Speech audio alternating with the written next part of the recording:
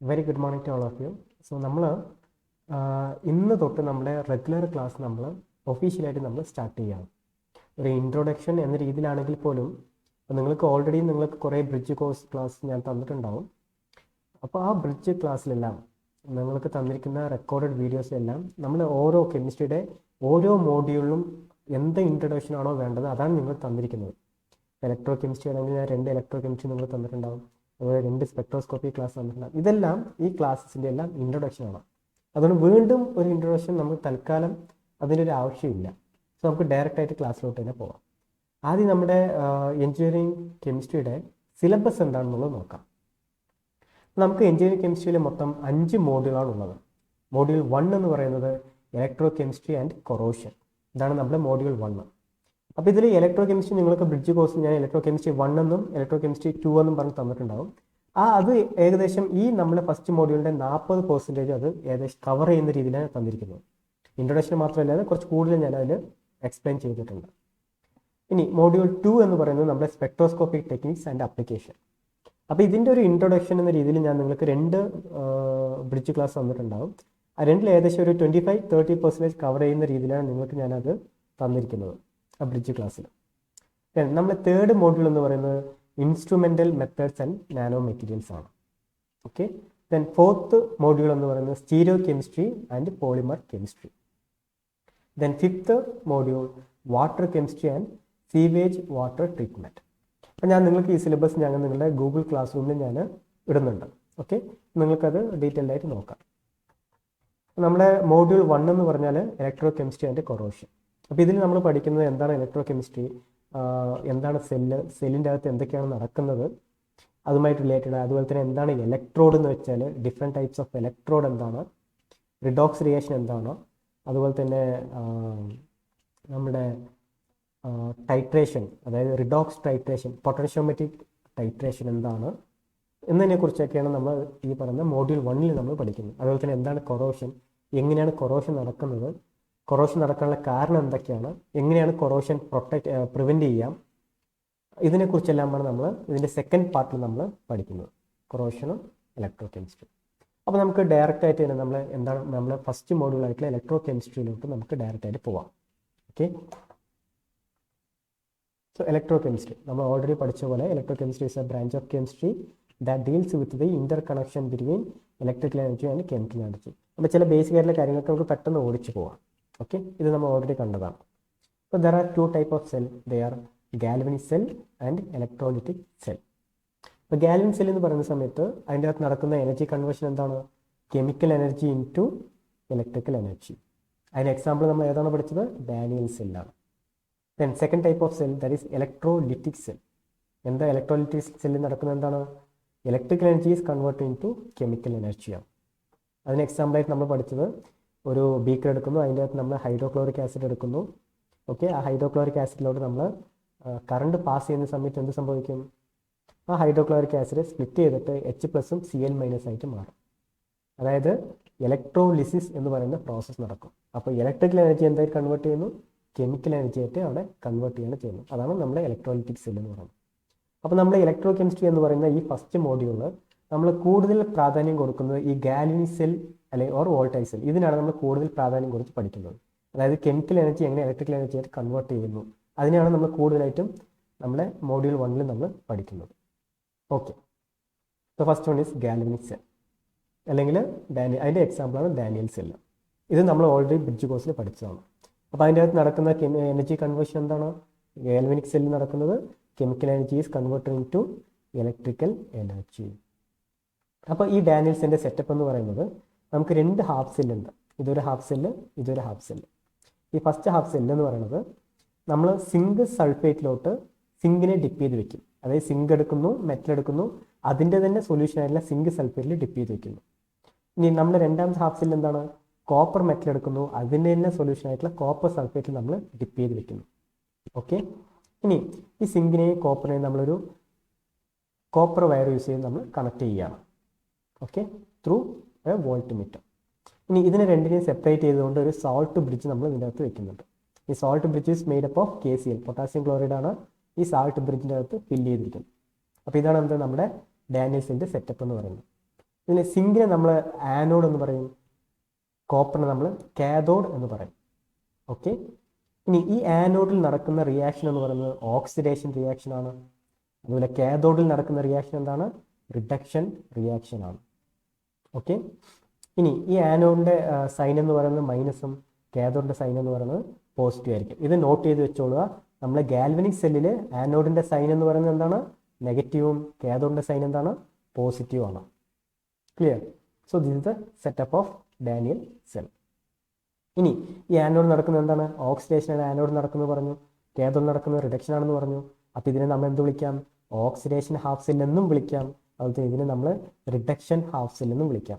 അപ്പോൾ രണ്ട് half cell ചേർന്നിട്ടാണ് എന്ത് കംപ്ലീറ്റ് ആയിരിക്കുന്നത്? ഈ പറയുന്ന ഒരു ഫുൾ സെല്ല് ക്രിയേറ്റ് ആയിരിക്കുന്നത്. അല്ലെങ്കിൽ രണ്ട് ആനോഡ് കണക്ട് ചെയ്തിട്ടാണ് എന്ത് ക്രിയേറ്റ് ചെയ്തിരിക്കുന്നത്? ഇവിടെ ഒരു സെല്ല് ക്രിയേറ്റ് ചെയ്തിരിക്കുന്നത്. ക്ലിയർ? ഇനി ഇവിടെ ആനോഡിൽ നടക്കുന്ന റിയാക്ഷൻ എന്താണ്, കാഥോഡിൽ നടക്കുന്ന റിയാക്ഷൻ എന്താണ് നമ്മൾ അടുത്ത് മനസ്സിലാക്കേണ്ടത്. അപ്പോൾ ആനോഡ് നടക്കുന്ന റിയാക്ഷൻ എന്ന് പറയുന്നത് എന്താണ്? ഓക്സിഡേഷൻ. അതായത് നമ്മളെ സിങ്കിന് എന്ത് സംഭവിക്കുന്നു? ഓക്സിഡേഷൻ സംഭവിക്കുന്നു. അതായത് സിങ്ക് എന്തായി മാറും? രണ്ട് ഇലക്ട്രോണിനെ വിട്ടുകൊടുത്തിട്ട് Zn2+ ആയിട്ട് മാറും. Is it clear? Zinc is converted into Zn2+ by losing 2 electron, that is oxidation occurs. ഇനി കാഥോഡിൽ നടക്കുന്നത് എന്താണ്? റിഡക്ഷൻ. അപ്പോൾ ഈ കോപ്പർ സൾഫേറ്റ് ആണല്ലോ നമ്മുടെ സൊല്യൂഷൻ. ഈ കോപ്പർ സൾഫേറ്റ് എങ്ങനെയാണ് കിടക്കുന്നത്? Cu2+ഉം SO4 2- ആയിട്ട് കിടക്കുന്നത്. ക്ലിയർ ആവുന്നുണ്ടോ? Cu2+ഉം SO4 2-. അപ്പോൾ ഇവിടെ നമ്മൾ സിങ്ക് ഓക്സിഡേഷൻ സംഭവിച്ച് 2 ഇലക്ട്രോൺ പ്രൊഡ്യൂസ് ചെയ്യും. ആ 2 ഇലക്ട്രോൺ ഏതിലൂടെ പാസ് ചെയ്യും? ഈ പറയുന്ന കോപ്പർ വയറിലൂടെ പാസ് ചെയ്ത് ഇങ്ങോട്ട് വരും. ഇവിടെ ആര് കിടക്കുന്നുണ്ട്? നമ്മുടെ Cu2+ കിടക്കുന്നുണ്ട്. നമ്മൾ Cu2+ എന്ത് ചെയ്യും? ഈ വരുന്ന 2 ഇലക്ട്രോണിനെ അക്സെപ്റ്റ് ചെയ്തിട്ട് എന്ത് ചെയ്യും? Cu മെറ്റലായിട്ട് മാറും. എന്നിട്ട് ആ Cu എവിടെ വന്ന് ഡിപ്പോസിറ്റ് ചെയ്യും? ഈ കോപ്പർ റോഡിൽ ഡിപ്പോസിറ്റ് ചെയ്യുകയാണ് ചെയ്യുന്നത്. അപ്പോൾ ഇലക്ട്രോൺ എന്ത് ചെയ്യുന്നുണ്ട്? ആനോഡിൽ നിന്ന് കാഥോഡിലോട്ട് ആര് ഫ്ലോ ചെയ്യുന്നുണ്ട്? ഇലക്ട്രോൺ ഫ്ലോ ചെയ്യുന്നുണ്ട്. അപ്പോൾ കറണ്ട് എവിടെ നിന്ന് എങ്ങോട്ട് ഫ്ലോ ചെയ്യും?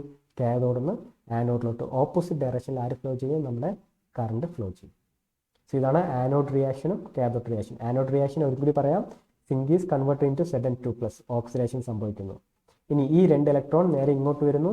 ഇവിടെ നമ്മുടെ Cu2+ ഉണ്ട്. ആ Cu2+ ഈ 2 ഇലക്ട്രോണിനെ അക്സെപ്റ്റ് ചെയ്തിട്ട് എന്തായി മാറും? Cu ആയിട്ട് മാറും. That is reduction, accepting of electron, reduction സംഭവിക്കും. ഇതാണ് ആനോഡ് റിയാക്ഷനും കാഥോഡ് റിയാക്ഷനും. ഈ 2 റിയാക്ഷനും അറ്റ് എ ടൈമിലാണ് നടക്കുന്നത്. അതുകൊണ്ട് നമ്മൾ ഇവിടെ നടക്കുന്ന റിയാക്ഷൻ എന്തെന്ന് പറയാം?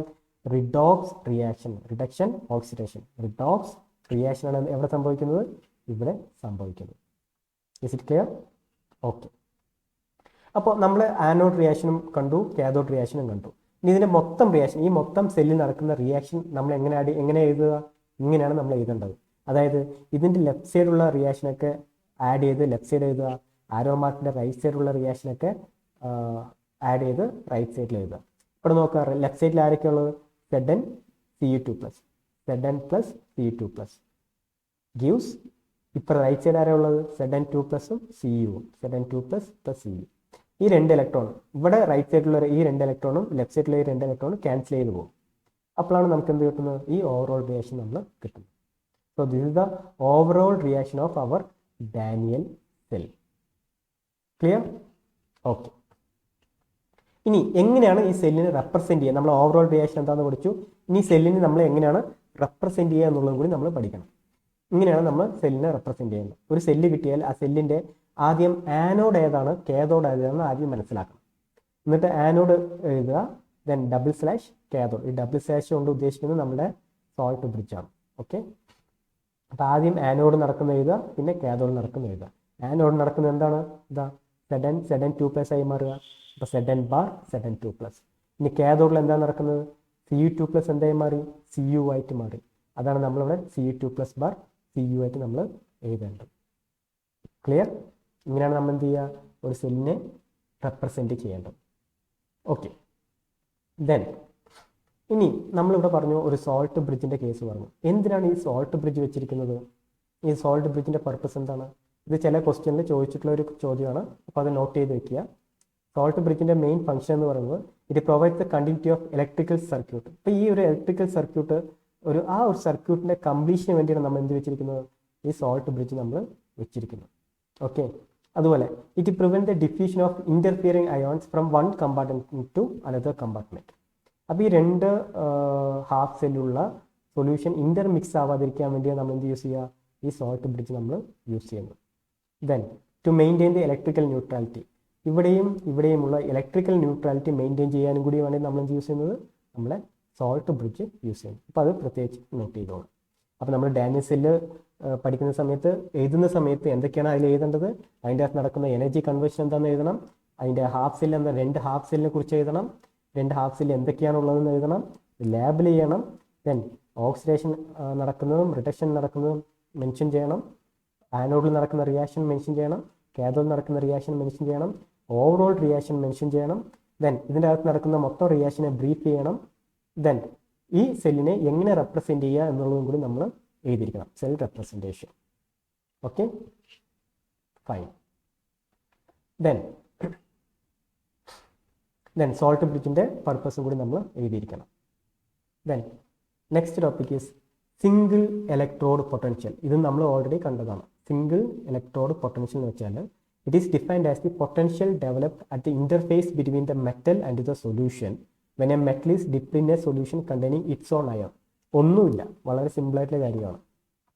അപ്പോൾ നമ്മളൊരു സൊല്യൂഷൻ എടുക്കുക, എന്നിട്ട് അതിൻ്റെ അകത്ത് നമ്മളൊരു മെറ്റലിനെ ഡിപ്പ് ചെയ്തിട്ടുണ്ട്, അതായത് കോപ്പർ മെറ്റൽ. നമ്മൾ കോപ്പറാണ് എടുക്കുന്നതെങ്കിൽ കോപ്പറിന് എന്തിലോട്ട് ഡിപ്പ് ചെയ്യണം, കോപ്പർ സൾഫേറ്റിലോട്ട് ഡിപ്പ് ചെയ്യണം.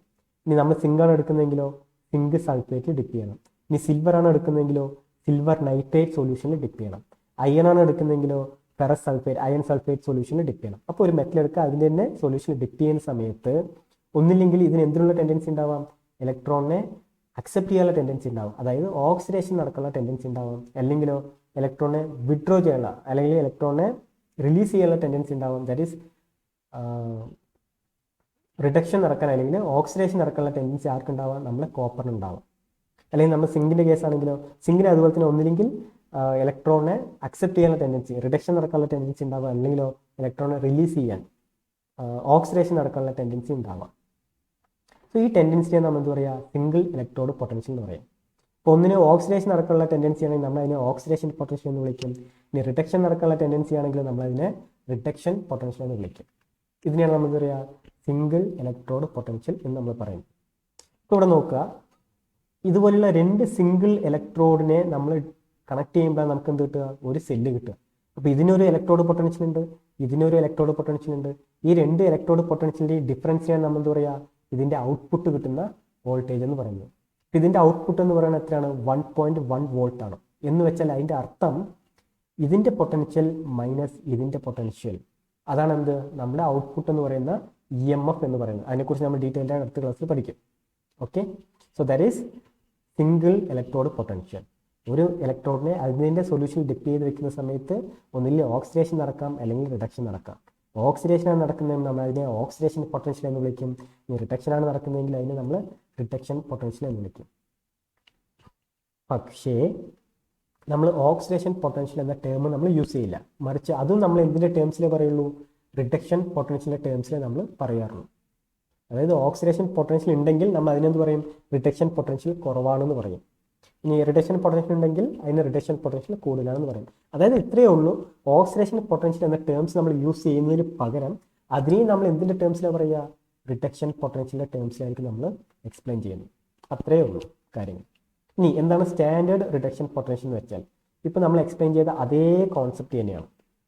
എന്താണ്, ഒരു മെറ്റൽ എടുക്കുന്നു, അതിൻ്റെ തന്നെ സൊല്യൂഷൻ നമ്മൾ ഡിപ്പ് ചെയ്ത് വയ്ക്കുന്നു. പക്ഷേ ഇത്രയേ ഉള്ളൂ കണ്ടീഷൻ, ടെമ്പറേച്ചർ എത്രയായിരിക്കണം, 298 കെൽവിനിലായിരിക്കണം. അങ്ങനെയാണെങ്കിൽ നമ്മൾ അതിനെന്ത് പറയും, സ്റ്റാൻഡേർഡ് റിഡക്ഷൻ പൊട്ടൻഷ്യൽ എന്ന് പറയും. ഓരോ ഇലക്ട്രോഡിനും അതിൻ്റേതായിട്ടുള്ള സ്റ്റാൻഡേർഡ് റിഡക്ഷൻ പൊട്ടൻഷ്യൽ വാല്യൂ ഉണ്ട്. ഇലക്ട്രോ കെമിക്കൽ സീരീസ് പഠിക്കുമ്പോൾ നമ്മൾ അതിൽ പഠിക്കും. അപ്പോൾ ഇതിനൊരു വാല്യൂ ഉണ്ട്, അതുപോലെ ഇതിനൊരു വാല്യൂ ഉണ്ട്, 0.34, അതുപോലെ 0.76, അങ്ങനെ കുറേ വാല്യൂ, -7.76, അതുപോലെ തന്നെ +0.34, അതാണെന്ത് ഇതിൻ്റെ സ്റ്റാൻഡേർഡ് റിഡക്ഷൻ പൊട്ടൻഷ്യലിൻ്റെ വാല്യൂ. അതൊക്കെ നമ്മൾ ഇലക്ട്രോ കെമിക്കൽ സീരീസ് പഠിക്കുമ്പോൾ നമ്മൾ പഠിക്കും. Okay, so our next topic is Helmholtz electric double layer. ഇപ്പോൾ എന്താണ് ഈ ഹെൽമോൾട്ട്സ് ഇലക്ട്രിക്, ഇത്രയും നമ്മൾ വേഗം പറഞ്ഞു പോകാൻ കാരണം ഇതൊക്കെ നമ്മൾ ഓൾറെഡി ബ്രിഡ്ജ് കോഴ്സിൽ പഠിച്ചതുകൊണ്ടാണ് നമ്മൾ ഒന്ന് വേഗം ഓടിച്ചു പോകുന്നത്. Okay, next is Helmholtz electric double layer. എന്താണ് ഹെൽമോൾട്ട്സ് ഇലക്ട്രിക് ഡബിൾ ലെയർ എന്ന് വെച്ചാൽ, ഇപ്പോൾ നമ്മൾ ഈ കേസ് തന്നെ എടുക്കാം. ഓക്കെ, ഈ ഒരു കേസ് എടുക്കാൻ വിചാരിക്കുക. ഈ കേസിൽ ഞാൻ നേരത്തെ പറഞ്ഞു, ഈ മെറ്റല് സപ്പോസ് ഒരു ഇലക്ട്രോണിനെ റിലീസ് ചെയ്യാൻ വിചാരിക്കുക. എന്ത് ചെയ്യുന്നു? Electron Cu2 plus Cu bar ഇലക്ട്രോണിനെ റിലീസ് ചെയ്യണമെന്ന് വിചാരിക്കുക. ആ റിലീസ് ചെയ്യുന്ന ഇലക്ട്രോൺസ് ഇതിൽ തന്നെ ഡിപ്പോസിറ്റ് ചെയ്യണം, നമ്മുടെ ഈ മെറ്റലിൽ തന്നെ ഡിപ്പോസിറ്റ് ചെയ്യുന്നു. എന്നിട്ട് ആ മെറ്റൽ അയോൺ നേരെ എങ്ങോട്ട് പോകുന്നു? നമ്മൾ സൊല്യൂഷനിലോട്ട് പോകുകയാണെന്ന് വിചാരിക്കുക. ഓക്കെ, അപ്പോൾ എന്ത് സംഭവിക്കും? ഈ മെറ്റലിന് നെഗറ്റീവ് ചാർജ് കൂടും. സൊല്യൂഷൻ്റെ അകത്ത് Zn2+ പോകുന്നതുകൊണ്ട് ഇവിടെ പ്ലസ് ചാർജ് കൂടുതലായിരിക്കും. അതായത് Zn എന്ത് ചെയ്യുന്നു? 2 ഇലക്ട്രോണിനെ വിട്ടുകൊടുക്കുന്നു, 2 ഇലക്ട്രോൺ റിലീസ് ചെയ്യുന്നു. 2 ഇലക്ട്രോൺ, ഈ 2 ഇലക്ട്രോൺ എവിടെ വന്ന് ഡിപ്പോസിറ്റ് ചെയ്യണം? ഈ മെറ്റലിൽ തന്നെ ഡിപ്പോസിറ്റ് ചെയ്യണം. നമ്മൾ ഈ Zn2+ എന്ന് പറയുന്ന സൊല്യൂഷനിലോട്ട് വരികയാണെന്ന് വിചാരിക്കുക.